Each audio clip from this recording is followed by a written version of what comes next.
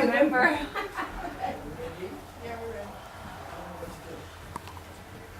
Now, bear with you know all those people out there. You know Prize number 3.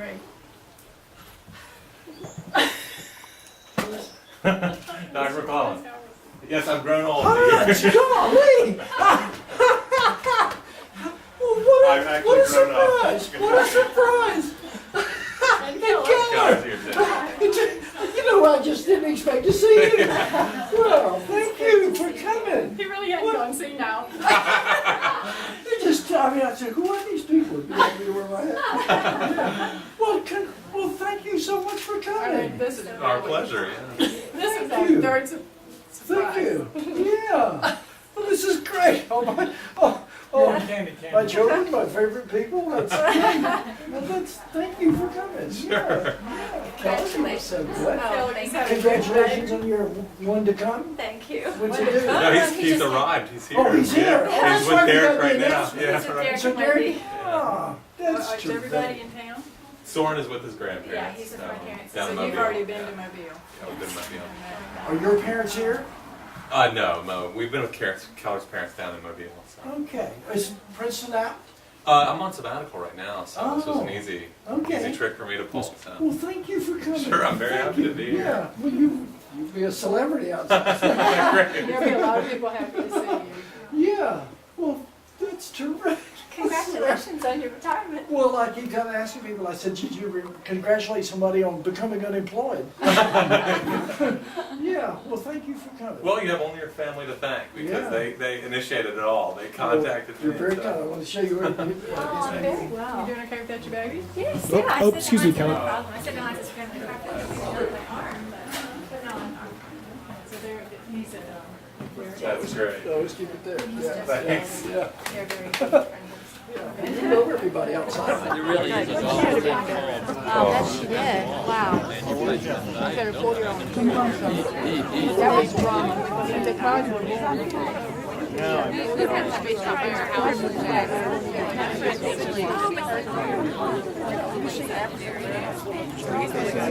Here's Elizabeth. They have a really good time. Hey, Elizabeth. I'm really looking forward to it. Vegas? No, no. Trish. Say hi to Dad. Sweet pie. Hi, Mac.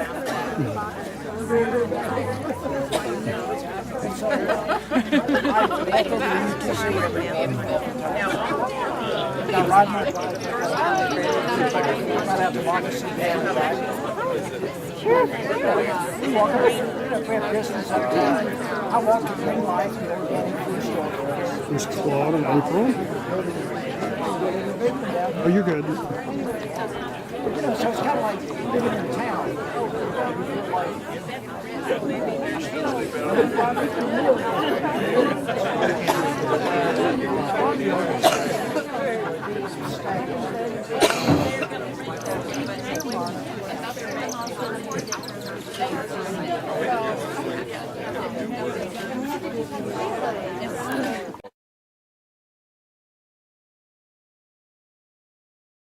And he had to walk home that day to Queens.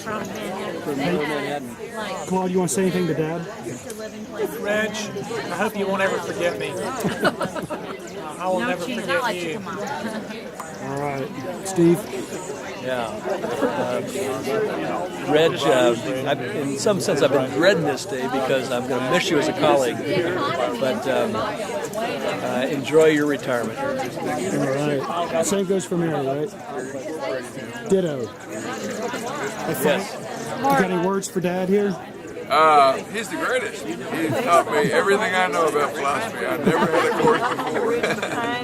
And a lot about life as well. All right. The baseball field is. What they're thinking of it. Well, Chris, it's your turn, too. I would have to think of something. I gotta think of something. Come on. You can think fast on your feet. Don't worry, I'll edit the bad parts out.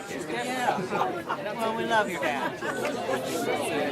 Yeah, just say ditto, Chris. Ditto. You can think fast on the spot. Hi there. You got to say something to Dad.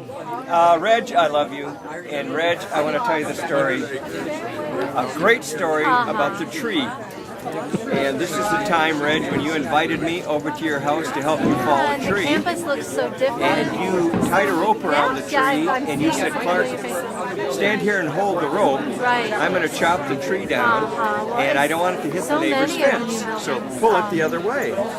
Well, to tell you the truth, this is the first time I really did my Superman thing. Because the tree fell, I went flying through the air, the fence fell down, and if this is a movie, you could call it Dumb and Dumber. There you go. Jack, you gotta top that. Let's see, what can I top that with? Well, let's see, there's a lot of them I could come up with. Just having a hard time narrowing it down to one. Let me, it's a reminiscent story. It was the time that Peggy and I and the kids were going to New Orleans, and we said, let's stop and see Reg and Tucker, Matthew and Elizabeth. So we stopped at the seminary, Reg took us around, then he drove us over, and we saw all of you there at the house. All right. We're one of the few people that ever saw you in natural habitat in Mississippi. We don't claim that as the natural habitat. All right. Same for you. Is that whenever you're around Reg and Tucker, you always have a great conversation. It's always very stimulating, and you're never bored. And the neat thing is, I think we started our relationship when our son Scott bit the photographer right now, our videographer, and now we have grandchildren that we're sharing, and that's neat. That's right. We had playgroup when you were little. That's right. And now we have grandchildren, so we have a lot of shared history that's very special. Yeah, but they're We love you, Reg, and we love you, Tucker. Now you have to say something to Dad. me? Yeah. You're on. Yeah. We'll edit this part out. I have to think about it. Come back later. Would you teach class? You can think fast on your feet. You're a professor. Snappy answers to stupid questions. Isn't that a Mad Libs thing? Mad Magazine? Actually, then ask us a stupid question, and then we'll give you a snappy answer. Why are you dropped the ball? I'm here tonight because I heard about the fried chicken. You can think something sweet pie. I'm here because I'm the mother of his grandchild. I'm gonna get out of this. Right, Green, you got something to say to Dad? Oh gosh, You gotta think fast on your feet. Your father's a fine man, and miss him greatly. And we appreciate all the beer and the other alcohol and food and the friendship. There you go. It's been great. Thank you. He's not going anywhere. He'll Oh. be back next semester. Good. Well, we'll see him then. Just want to have an office. That's right. Thanks for the free Oh yeah. So you can sit around and watch this on DVD later. Hello, Reg. I hope you remember the first time we met back in the summer of '72 in the lobby of Carnegie Hall. We were kind of lonely, and we were trying to adjust to Covenant College and the mountain. And I met you in the lobby there, and we started talking. And I said to Audrey when I got home, hey, you know what? I found somebody that we could talk to. And we've had a lot And then you became neighbors. and we've had a lot of conversations ever since. And I remember a lot of the conversations in the faculty room at noon, the lunch hall. They were great conversations. And also, I'm very thankful for his making us aware of frame of reference, conceptual recommendations, whatever other words you want to put in there. Any good arguments? I thought they were very important for all of us in other disciplines because that's relevant to all of us. That was good. All right. Very good. I hope he has a very good retirement. And Tucker too. Just say something to Reg. Say something to Reg? I mean, I know he's just sitting 6 feet away, but He's sitting over there, that's right. Well, he's back. Working with Reg has been a treat. Intense as treats go. Because he doesn't come in small doses. but it's wonderful. It's sort of like drinking Grand Marnier. It's really intense. But tell him he's like Grand Marnier. There you go. Does he like Grand Marnier? Cognac, maybe? I have no idea. I doubt it. That's right. I've learned so much. You know, when you take the teaching job, it's my third teaching job. And at the age of, what I was, 37 when I came, you don't expect to learn a whole lot more. And I've learned so much from it in that time that I'm going to miss it a lot. You going to let him use your office in between classes when you're not in there? I don't think he'd want to because it's such a pigsty, and this is always so perfect. It's painful. I think he'll find my office too painful to use, but he's certainly welcome to use it.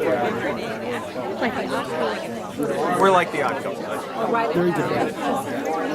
Paul, you're still there, right? Still where? You haven't retired yet, have you? No, I think about it occasionally. But we'll let your dad be the one who retires for now. All right. He can paint and do all his other things, and he'll be happy. Yeah, he's promised us a couple paintings yet. He hasn't lived up to it. Well, we hope your mother is happy too. But we will miss him up at the college. Lunchtime will never be the same. All right.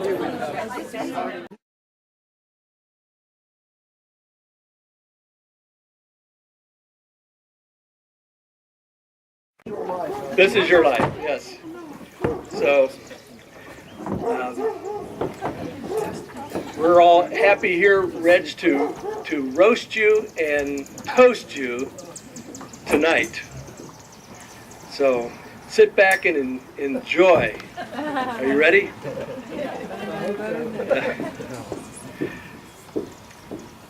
For the past few days, I've been collecting from my children and from others Regisms. So we're going to break the ice tonight with a few Regisms, and I want you to help me. This is a quiz. This is fill in the blank. All right. I'm going to give you a word, and you're going to tell me what follows. All right. You ready? And when you know it, just shout it out.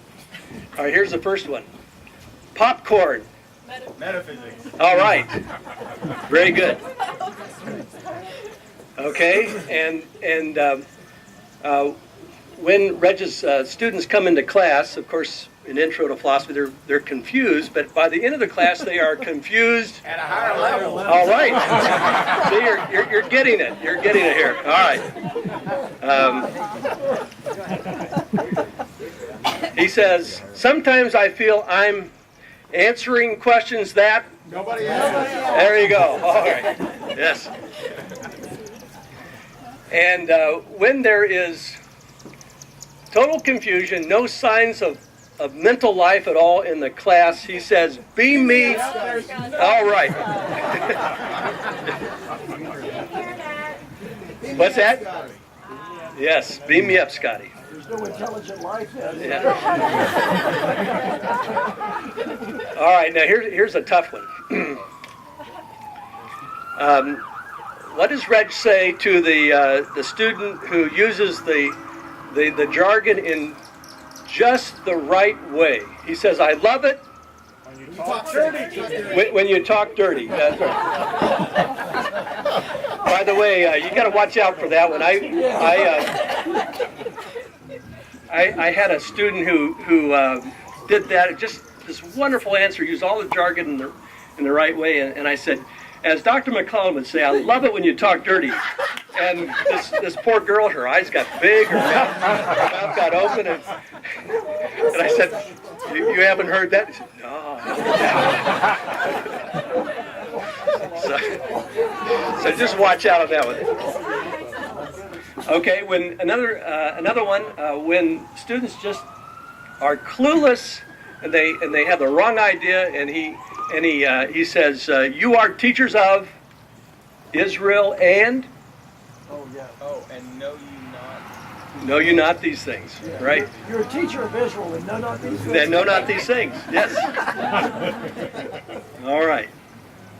Well, here are a few, and again, to break the ice in a minute, I want you to give us your stories, your comments, your recollections about Reg and about Tucker and about the years together. We're among friends tonight. So just let it all hang out here. We want this to be a memorable occasion. So I have a few stories and a few comments that I've collected from my own children, all of whom have had the privilege of sitting at Reg's feet and benefiting tremendously from that. So here's a story. They also have good memories. And they have very good memories. So it's coming back to haunt you here tonight, Reg. Here's one. A student in class was engaged with Reg, and they were going back and forth, and the student was kind of exulting in all this, and noted that they were having this verbal match of wits back and forth, and to which Reg said, "Now, George, I wouldn't want to fight a man unarmed." And, so George had to get armed. Yeah. And here's another one. Of course, Reg would notice in chapel the things that go on, and some of us do. Not everybody is focused on what the speaker is saying, and from time to time you do notice other things, extracurricular things that go on in chapel. And one time he was commenting on the you might say the excessive display of affection in chapel, and he said, "Yeah, I noticed that." And I said, "I almost called Tucker to tell her I'd be home for lunch."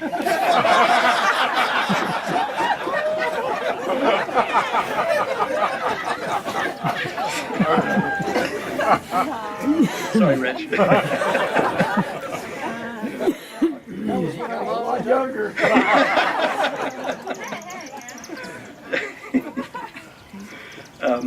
Here's another one. I'm almost done. But,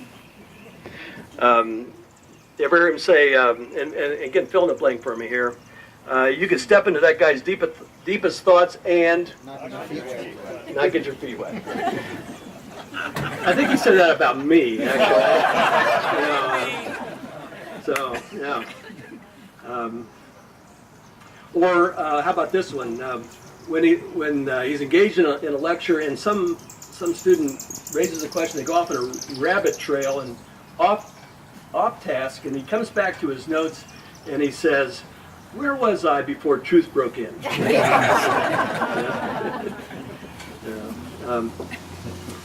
Okay. That's a line from Robert Frost. Yes. Yes, right. Virtues, I think. Yeah. Okay, one last one here I have. This is a response by Reg to a student who, I think it was my son Benjamin who remembered this one. He said, when a student laughed at him for getting so excited about a conceptual recommendation, can you imagine Reg getting excited about a conceptual recommendation? Anyway, and so this student was kind of laughing at it, and Reg said, "Well, what's so funny?" And the student replied, "Well, he wondered how anyone could get so excited about this stuff." And then he said something, and this is serious, really. It really says something about the man. He said, "I've had too many teachers in my life who didn't give a hydroelectric dam about what they were teaching, and I'm going to be the one who is excited." So. All right. Did I break the ice? How was my timing, Chris?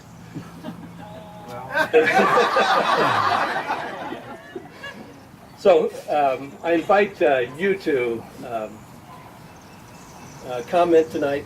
Serious, funny, deep, not so deep. Anything is good. So we'll be first. All right, Frank, come on up here. I really think that was a great way to start, because I think I have more stories about Reg than anybody and maybe everybody else combined, actually. But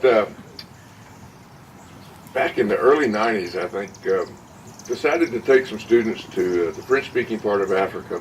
And I was having a hard time getting anybody to go. And finally talked Reg into going. And he hadn't really traveled much at that time. I'm not sure he'd ever been out of the country. But and I'd already been told by Michael Cassidy that you don't go to the west part of Africa as a novice. In fact, he said if you get sick there, you just come back in a casket. You don't really have hospitals in the west part of Africa. So we've been pretty well forewarned, and then of course Reg is a pretty avid reader, and he started reading all these stories, and almost every week we'd read something about a virus that would break out, or dysentery outbreak, or then people started getting killed. Finally, Matt called me up and said, "You're not going to take my dad to that place." I mean, I was really feeling the pressure that I was leading him to the end of the abyss, into the abyss. So we finally got onto the plane, and the main reason I wanted Reg is because he's a great teacher, and I knew that he would try to get the students to really begin to look at the culture and think about things from sort of a biblical framework. And one of the things he immediately began to talk about was, what do you do when you're in a country when bribery is just what people do? So you change your standards. And of course, Reg took the high ground. He absolutely took the high ground, just exactly what you'd expect. Well, we went over there, and it was we took 12 kids that were interested in missions, and we brought back 12 kids that never wanted to go on a mission trip again. It was a pretty tough trip. The highlight, I think, for me, actually, was when we were spending the night 200 miles from nowhere in the Sahel, where they said no white man had ever slept before. Reg was riding furiously across, like Lawrence of Arabia, on a camel. And he's not graceful at all. You can't ride a camel gracefully, but he really wasn't graceful at all. Everything was flopping in every direction. Kids were absolutely dying laughing. Well, there were a lot of stories from that trip, but we finally got back to the airport, and we had one girl who was very sick. And by this time, all of this theoretical philosophy and ethics had kind of sort of disappeared into the woodwork, and really survival had become the name of the game. And as we hobbled our way through the Nigerian airport, the first person we came across, and basically, the Nigerian money was so worthless that if you really were to give anybody $5, it was about that thick. It was just this huge stack of money. And so the guy said, well, he started looking at his papers, and something's wrong. And Red said, how much do you want? And we just flew through the airport.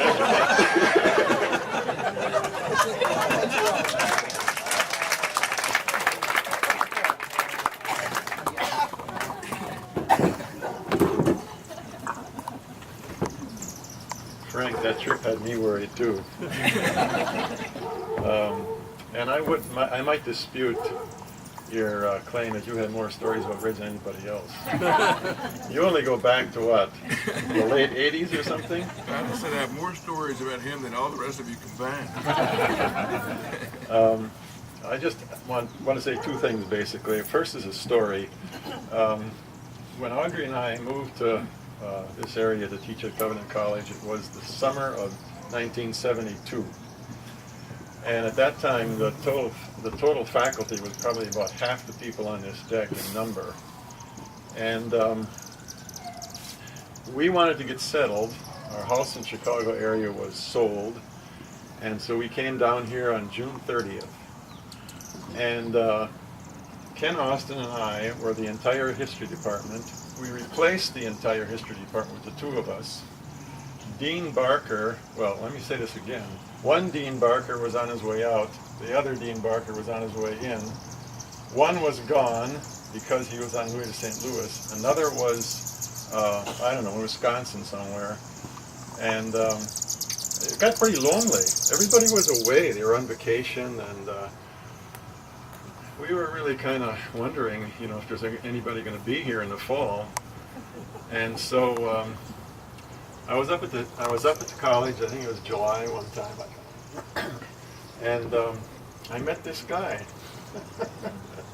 and we started talking, and we had a pretty good talk for about a half an hour.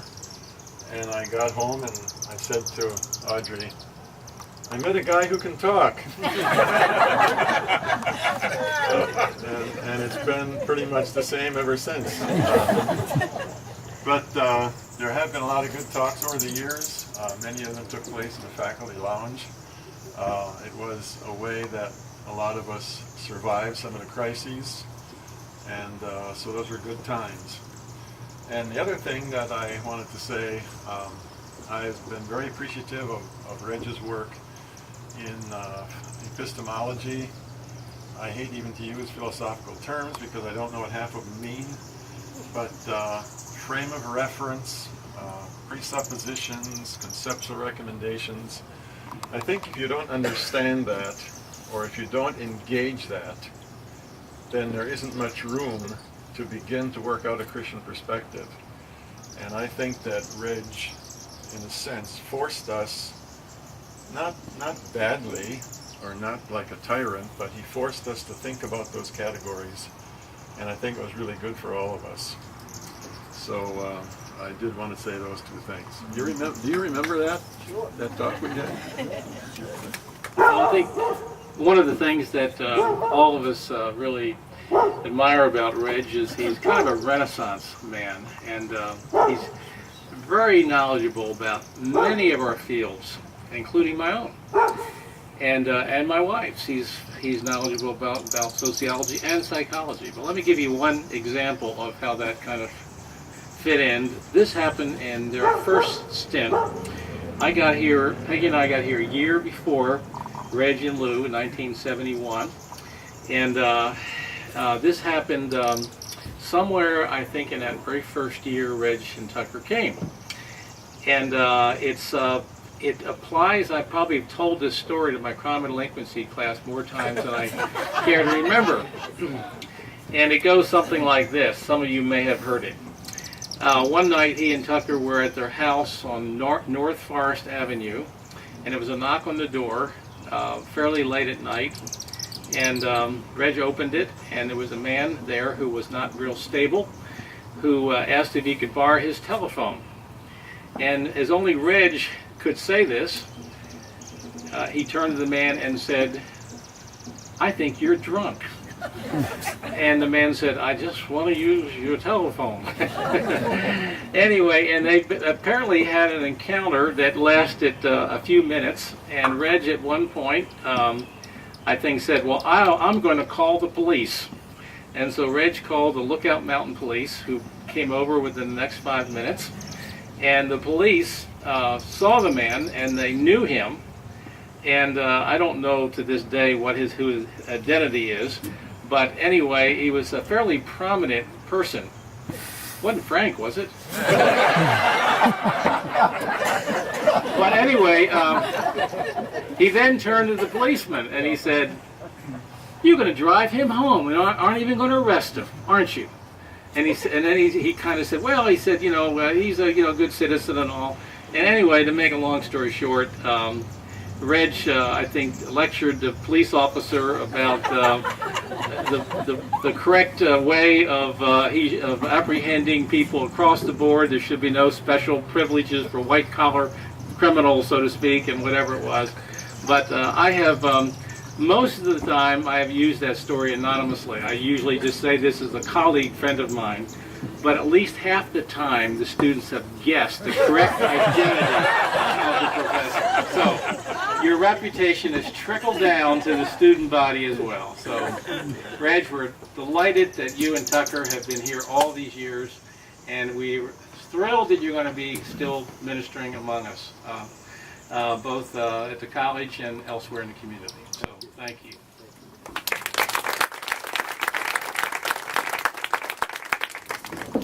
I don't have a story. I do have a piece of verse for the occasion. We won't call this poetry. It doesn't quite deserve that label. My wife asked me if I was going to write limericks, but Reg is a little hard to find good rhymes for. They're kind of unpromising. Wedge, sledge. So this is a lament for the departed. The faculty lounge fell silent and dark. Of lively discussion there was nary a spark. At lunchtime our chat was nasty or shallow. Listening you'd think our brains were all fallow. Complaints about parking or Wallace or Neil. Complaints about heat or even the meal. Complaints about students' workloads and such. Of deep, thoughtful discourse, there sure wasn't much. What was missing was Reg, no other than he, to ask, have you read? Or say, you should see? Or begin with, well, what do you think about? Before long, of course, the truth would come out of what he thought, and why, and wherefore, too, and why it mattered to him, and why it should matter to you. Did Reg never joke or bitch or complain? Well, no one is perfect. That's fairly plain, but his conceptual framework kept him in line. So that's why we miss him, that's why we pine. His discourse is absent, his philosophical light, and this, friends, is surely a common grace insight.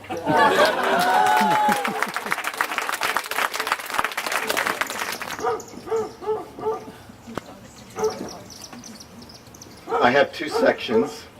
The first one is Reg's way of knowing, and the second one is Reg's way of being. My first introduction to Reg McLelland in action was at the Fall Creek Falls faculty retreat of August 2002.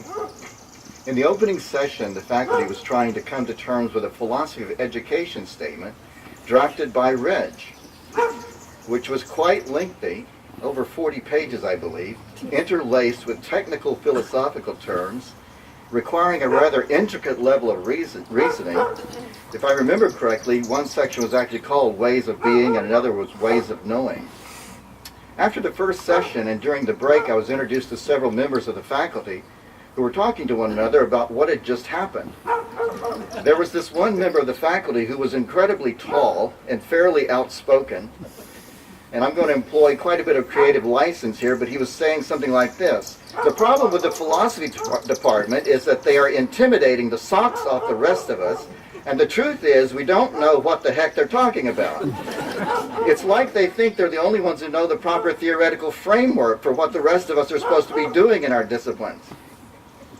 Well, I just listened back then, but now as I relive this moment, I can hear a little voice in the back of my mind, and it sounds strangely like Reg McLelland, and it's going like, and so, the problem with that is?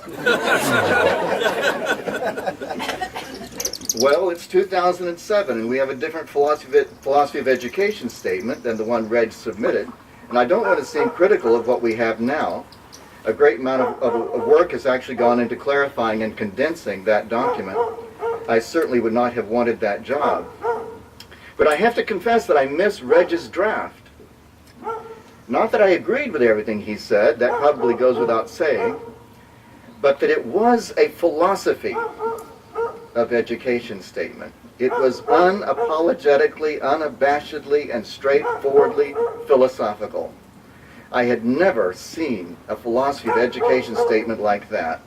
Its form as well as its content was like an announcement on a megaphone, to borrow words from Bob Dylan. You better start swimming, that is, in philosophical waters, or you'll sink like a stone, for the times they are a-changin'. During this past year, as most of you know, the philosophy department hired a replacement for Reg when we deliberated on the applicants and thought about the standard Reg had set. We had to come to terms with the fact that we were not going to be able to find another Reg McLelland. He is one of a kind. Reg has been to Covenant College what Socrates was to Athens, in the very best sense, a philosophical pain in the ass.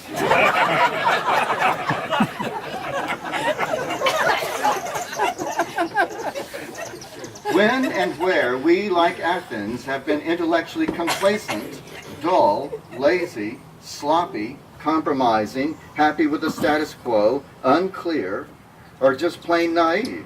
And all of this particularly because of what we've come to regard as our Christian faith.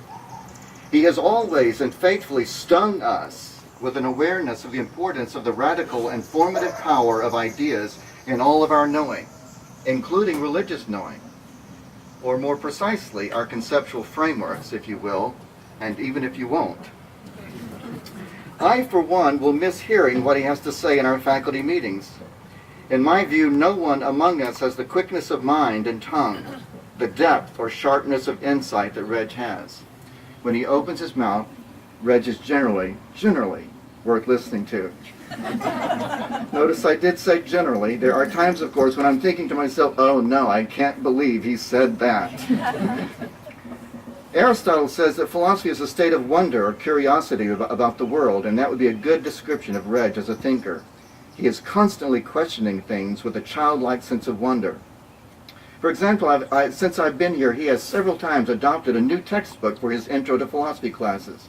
It takes me 5 years just to get comfortable with one textbook. Reg is always reading magazines and books and discussing ideas from them. He is up on current events, developments in science, etc. He is infectiously interested in the acquisition of knowledge and equally prepared to identify the limits of such. Reg is a thinker's thinker, or one might even say, particularly from the standpoint of an intellectual tortoise like myself, a thinker on amphetamines. This next section is Reg's way of being. This is shorter. When I'm in my office at the college, there are tokens surrounding me that speak of who Reg is as a person. There are things he has taken the initiative to loan me, and Reg, you can have them back anytime you want, such as the inkjet printer I use all the time, and a lovely black and amber desk lamp. It's my favorite lamp, even though it doesn't provide much light. There are a couple of things he has given me, little things, but indicative of his thoughtfulness. A little finger puppet in the likeness of Nietzsche. Sits and exercises its will to power over the contents of my pencil holder. There's also an acrylic picture frame on my desk with a cartoon showing a couple dancing what looks like a Viennese waltz on a sidewalk in front of a high-rise in downtown New York. The guy dancing in the picture turns to a passerby and says, "Ballroom dancing helps me get over the rough spots." Reg knows my appreciation for ballroom. When I just stop and mentally isolate an act of kindness like that, I think of all the steps. Reg sees this cartoon, let's say it's in the New York Times. He remembers that I like ballroom and feels that I might appreciate having this picture. So he goes to the copy room and makes a copy of it, cuts it out, finds or purchases an acrylic frame. Then he inserts the picture and delivers it to my desk. Now that might seem like a small thing to do for someone, but I don't do things like that for people. And my guess is that most of us here don't do things like that for people. And my point is this: Reg does. He just does things like that for people. He has a sensitive and good heart. He cares about people, the people around him, and he shows it. Reg and I have had our differences, and these past few years have not been pleasant for either of us, but I believe that all of this, on Reg's part, is ultimately about one thing, that he cares very much about Covenant College, and particularly about the philosophy department. And to my mind, Reg is and always will be a Christian scholar and a gentleman.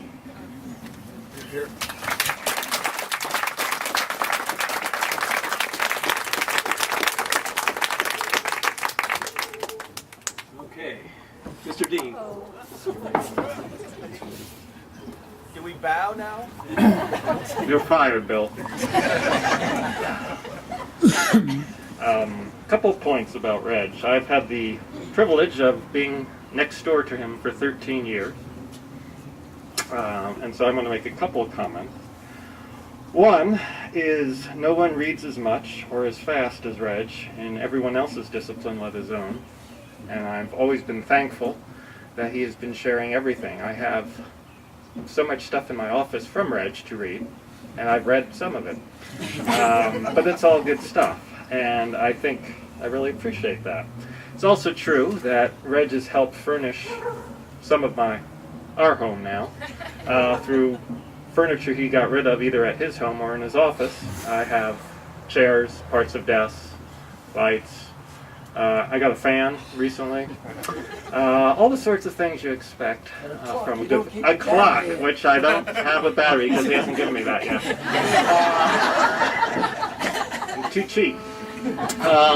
But there's also one other thing I should mention too, and that is Reg and Tucker were very helpful. I came here in '94, a swinging single from California. Okay, single. And one thing I always appreciate about Reg is he dressed well. My other colleagues. Was I looking at you, Steve? You're looking at me. Anyway, Reg and Tucker took care of me those first 4 years an awful lot, fed me often. Reg and I often went on walks around the Lookout Mountain Golf Course where we talked about everything. I really appreciate those, and it sort of kept me in shape, relatively. But they were also helpful when Becky and I dated, getting us together, which we didn't really date, but they were very good at opening their home for us so we could go there without all the prying eyes of the rest of the Lookout Mountain folks around. I've always appreciated that. So I will miss you as an office mate. So make sure you come on around. Thanks, Reg. I went into Paul's office the other day, and I said, well, I gave up wine, I gave up alcohol and sweets for Lent. But I felt so good that I've been continuing not doing it. And so I went into Paul's office the other day, and I said, you know, Paul, I said, I take this drug cocktail, I take Vytorin and Celexa, and I take a high blood pressure medicine and something else, you know. And I said, but when I take that with alcohol, I just don't feel right. I don't feel as good.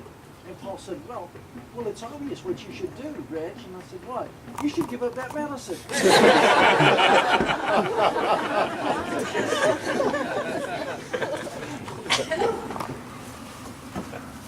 I wasn't going to tell this story, but since my colleagues have moved to the side with some of their language, I'm going to go ahead and do it. But I didn't know Reg McLelland before, and when I came 5 years ago as a very young, very new green professor with a lot of men around, I wasn't quite sure how to handle some of the situations. And so one day we were walking to lunch, and I was walking in front of Reg.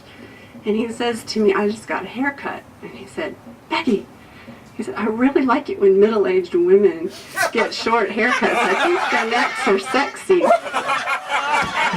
I said, I turned around and looked at him and Richard Paul, and I think Jay Green was with him, and he looked at me and he went, no, Tucker just got a haircut and it looks so great. And I said, sure.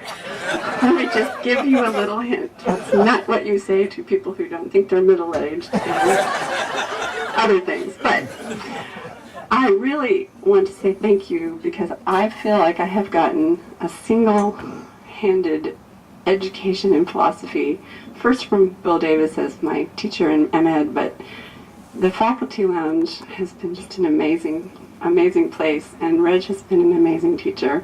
When I first got there, he would email me occasionally thinking he had offended me, and I said, no, I can play with the big boys. But I would never, ever give up what I've learned from him, and I'm just going to miss him tremendously. Most of you, This is my therapist, by the way. most of you don't know me, but because Reg talks, I know things about you. I'm Claude Reagan, and April is my wife, and we're here from Greensboro, North Carolina. And Tucker was kind enough to sneak us in and surprise Reg. And there's a lot I could say. April and I may be about the only ones here who don't have any real connection with Covenant except by knowing Tucker and Reg. But in 1977, I just finished graduate school and went to Lenore Ryan College to teach psychology. I had a degree in psychology, a degree in theology, and I met this guy who started talking to me. He didn't have a degree in theology or psychology, but he knew more than I knew about both of them. So that was a little bit intimidating, but we had a great time talking. Reg got very frustrated with me because I was so introverted. I listened a lot, as psychologists do, and he talked, and he finally said, I know where you got your doctorate, and they don't give away degrees like that there, so why aren't you telling me things? But we met on many levels and really enjoyed talking with each other, and he had so much influence on me, and that's why I wanted to be here and wish him well for the future. We could talk about psychology and theology and a little bit about philosophy. And we could also talk about growing up in rural North Carolina and priming tobacco and all those farm things. And it was great to share those things with him too.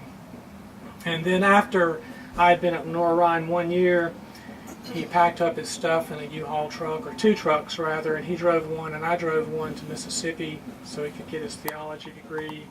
I remember Matt being a little boy and riding in the truck with me part of the time, and Elizabeth being a little girl.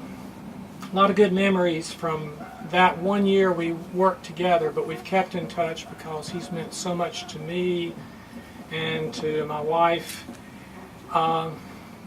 In my life, I've had a lot of good mentors, teachers who gave me a lot, but I've only had a few peer mentors who gave me a lot, 3 or 4 at most, and Reg is up there at the top. And I just want to thank you for what you've meant to me, Reg.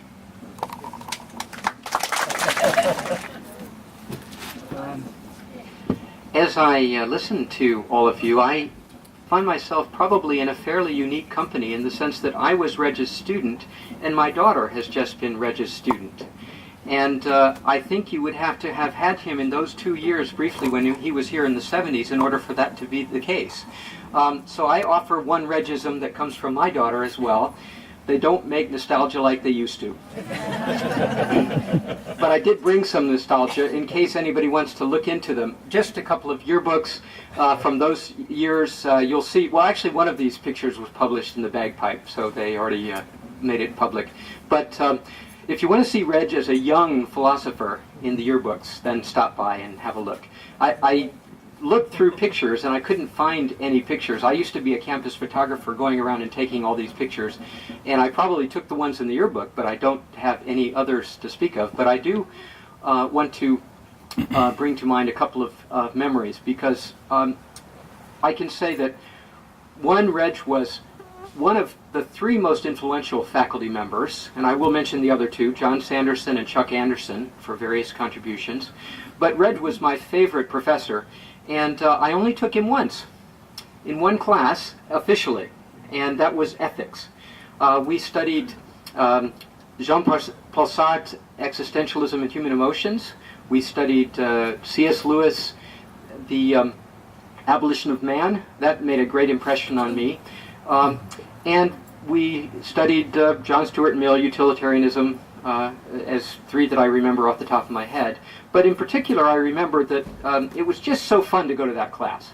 And it made an impression on me that brought me further along the way to be a lifelong lover of studying philosophy. I also left the class realizing that if I were not a Christian, I would have to be an existentialist, because it was so clear. That's maybe not understood by everybody, but that's because if you're not a Christian, there is no God. You just have to face the facts and deal with it. And I was so glad, of course, that I was a Christian. And then many years later, of course, I came back just the year before Paul's fateful return. And I enjoyed Reg very much at that time, especially sessions in the faculty lounge. But we also began together the philosophy club with Hans Halverson, who sits here, who now teaches at Princeton, in our living room with just a handful of students. It was a wonderful experience, and I look back fondly on those days. I don't think I've been in the faculty lounge since the vice president, not to be named, changed the schedule so that we no longer have a free window of time between chapel and the next class, and that everybody is free. So I usually have to work through lunch now. That's a great sadness to me. But those were great times in the faculty lounge with Reg. And the one last thing I want to say, and I realize I'm being fairly serious, I'm not good at roasting, better at toasting.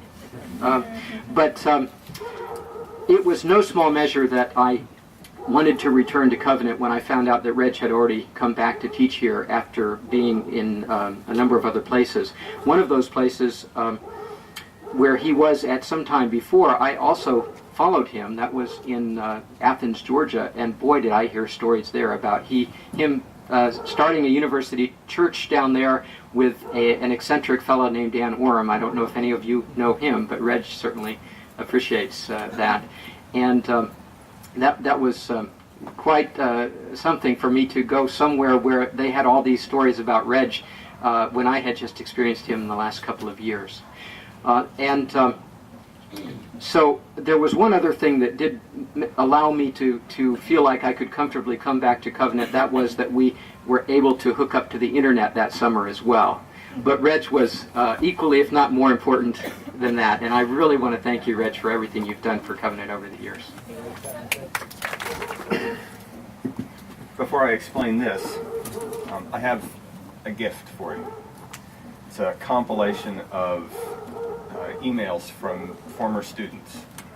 I think there are 60 pages of testimonials about. We started working on this around Christmas time, sending out letters, asking. We developed as much of a list as we could of all the students you've ever had, and sent out letters. And it turns out emails worked better than letters, except for one person who, and we didn't get it in here. So I've got some others besides these. The one who sent it late, there was a deadline, sent it late, handwritten. I gave up emails 3 years ago. There's a handwritten testimonial in addition to these. I'd like to read 3 from this. These are just representative. Before I do that, I should say that the celebration of Reg began early this afternoon in our house when I brought home the stack of Calvin and Hobbes books that you gave me from your office. I just brought them in and handed them to my children, who sang Reg's praises. They spent the next 2 hours curled up. Oh, you haven't read that one before. So they love you. They loved you before. This is from Phil Ledgerwood, in class of '96. I was not the greatest of students at Covenant in a lot of ways, and one of those ways was that I was young and knew everything. This resulted in some tensions very early on with Reg, who was evidently trying to teach while I was trying to win. Maybe a week into my first class with him, he called me into his office solely because he felt that we had gotten off on the wrong foot. I don't know how many college professors would take his own time to rectify our relationship with a student, especially some upstart kid who didn't even know him. Reg did this. He did it, and that moment of both looking at myself in the mirror, so to speak, and contrasting that with the humility of a man far more learned, wise, and experienced than I, stooping, as it were, to make the relationship right, taught me a lot about the Christian faith right then and there. I remember, of course, the philosophy that Reg taught me. I also remember, however, the galaxy of anecdotes and experiences with him that have stayed with me as little guides in so many areas of life. If I make it to a professorship someday, I have a good model from my own experience. If I make it to my own retirement with half the humility, integrity, genuine piety, and compassion that Reg showed to us as students, I'll have done pretty well.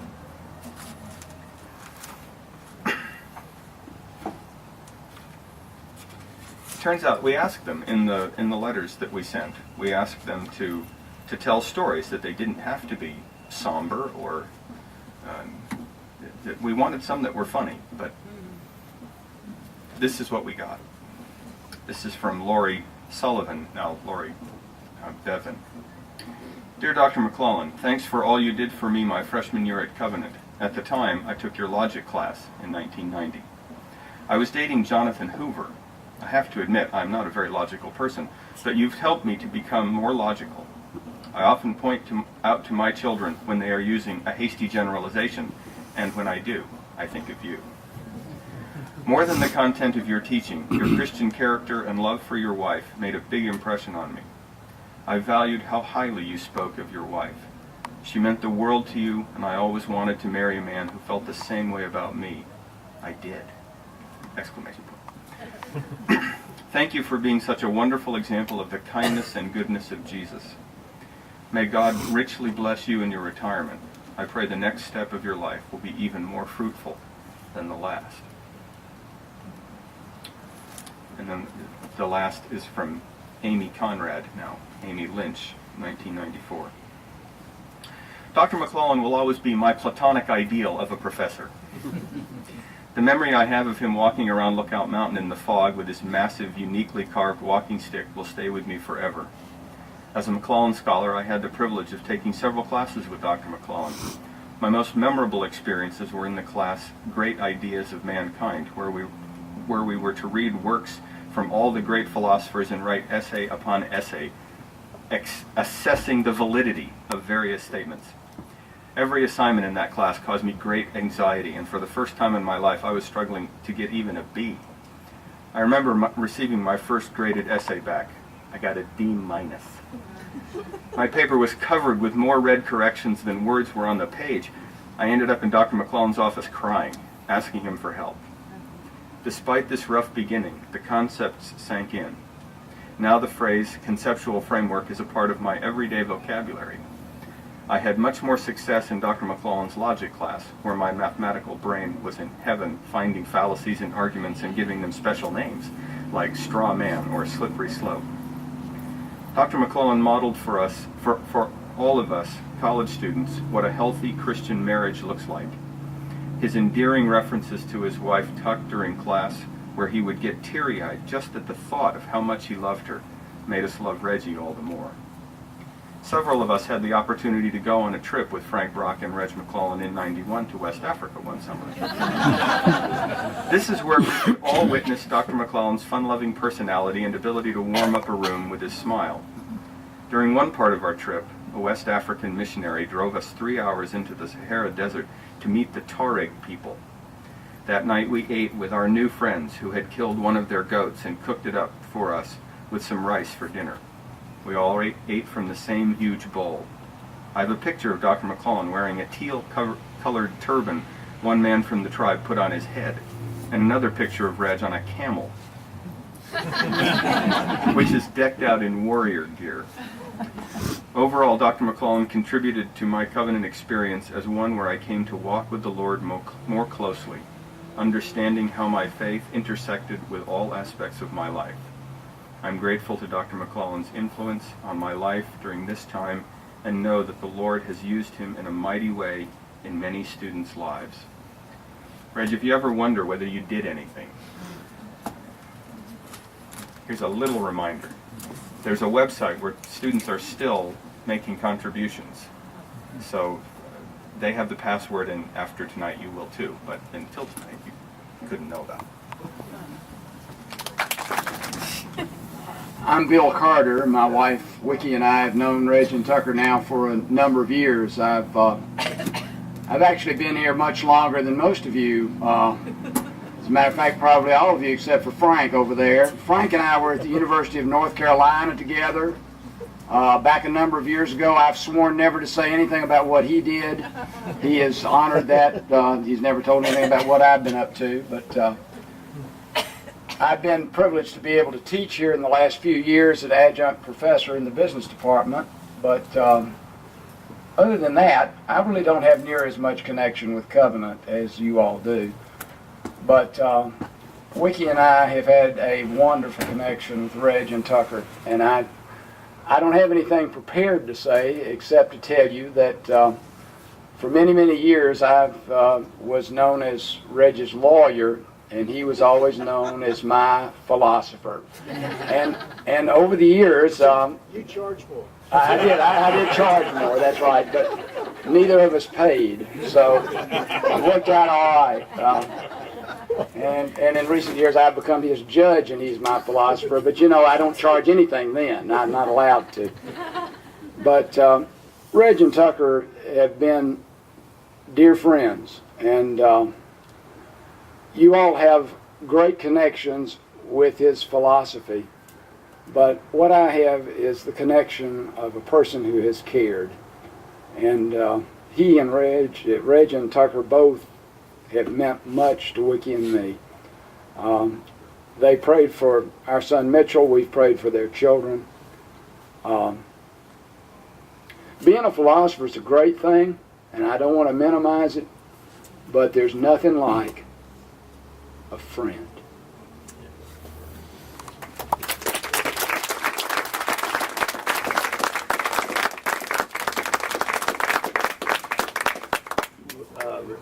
Final Reg quotes that I think speak volumes about the man. One that was alluded to earlier, so I'd like to give to you, where he has said to his students, I just don't know what I'd do if anything happened to Tucker. And I think that speaks volumes about his love and devotion to Tucker all these years. And as one student alluded to it, that's meant so much to her. I know it's meant a lot to my children to see that model. And then here's another one I think speaks volumes. He said, I know my God is real, for I can feel him in my soul. And Reg, you've modeled that for us as your colleagues and for our students here over these many years. And I thank you for being my friend and my mentor in many ways, who loved me enough to chew me out more than once when I needed it, and I've been forever grateful for that. Do you want to say a word or two, Reg, at this time? Yeah, I want to give you the opportunity.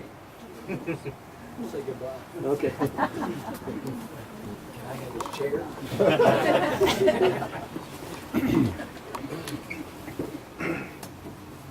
Well, I really appreciate all these things. Those of you who know me, you know that I suffer from a really severe pathology of just basic insecurity. The other night, after the students gave me a little reception, and they went around and they all said really nice things. And we got back out in the car, and I turned to Tucker and I said, who in the hell were they talking about? So, I just, what can I say? I just really appreciate your kindness and working with you and the honor of knowing you and being nurtured by you. And one thing Jack could have told an earlier story. I remember one time before I went to a faculty meeting back in the early 70s when I was here the first time, and I knew it was going to be a tense faculty meeting, and I knew I probably wouldn't conduct myself as I should, and I just really prayed. I spent an hour before faculty meeting just praying, asking God to gird up my loins and just help me to be restrained and to be able to talk the right way. And I went into faculty meeting, and with 5 minutes, I made a complete ass of myself. And I just, but you have just helped me to grow up and to mature in Christ. And I have just learned so much from all of you in various ways. And I just appreciate so much your coming here tonight and helping me and Tuck celebrate this time. So thank you very much. Thank you.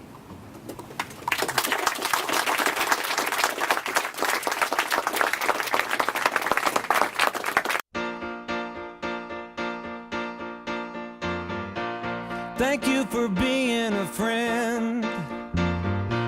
Travel down a road and back again. Your heart is true, you're a pal and a confidant. I'm not ashamed to say, I hope it always will stay this way. My hat is off, won't you stand up and take a bow? And if you threw a party, invited everyone you knew, well, you would see the